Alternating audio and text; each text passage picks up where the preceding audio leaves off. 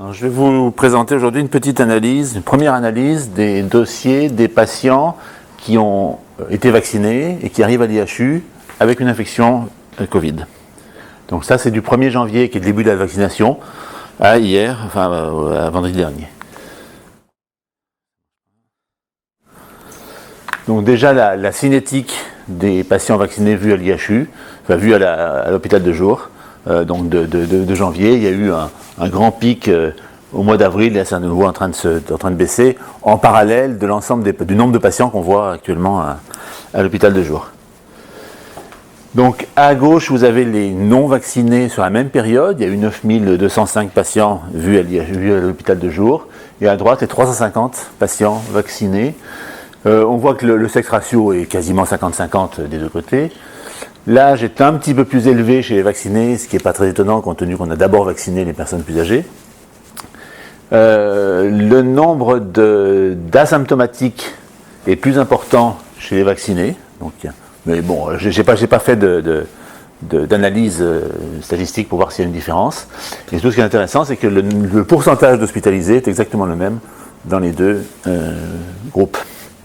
Il y a 4% de patients qui sont hospitalisés.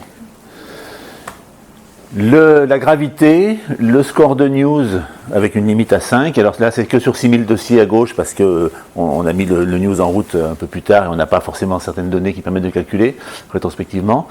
Donc on a 8% de patients non vaccinés qui ont des news supérieures à 5, et on a 14% qui sont parmi les vaccinés.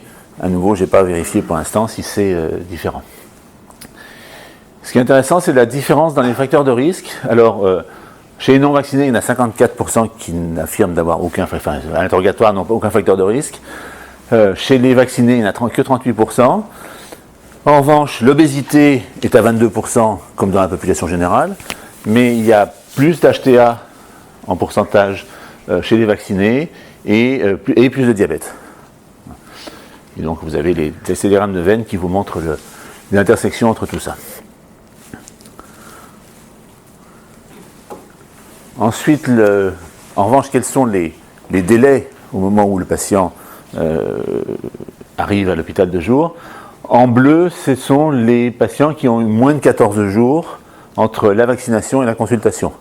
Donc on voit que ce soit pour la première injection ou ceux qui ont eu 2 injections, il y en a plus de la moitié qui ont déjà, qui ont moins de 14 jours après l'infection. Mais malgré tout, on est censé avoir sur les vaccins 50% à peu près de protection au 14e jour de la première injection.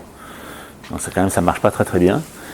Et puis il y en a quand même les 3 quarts qui sont à moins de 3 semaines en pratique. Avec des petites différences selon s'ils sont symptomatiques ou asymptomatiques, mais qui ne sont pas très importantes. Et puis, quels ont été les vaccins utilisés? Parce que c'est pas des vaccinés chez nous, donc ça peut être des vaccinés qui arrivent de l'extérieur aussi. Donc il y en a un peu plus de 3 quarts qui ont été vaccinés avec des vaccins ARN, 15% qui ont été vaccinés par de l'AstraZeneca, un Johnson & Johnson, je ne sais pas d'où il vient, et puis quelques-uns qui ne sont pas précisés dans le dossier, qu'il faudrait aller refouiller, qu'il faudrait réinterroger directement les patients, mais ce n'est pas encore fait. Donc on attend d'en avoir 400 pour pouvoir l'exploiter un peu plus à fond. Voilà, c'est tout.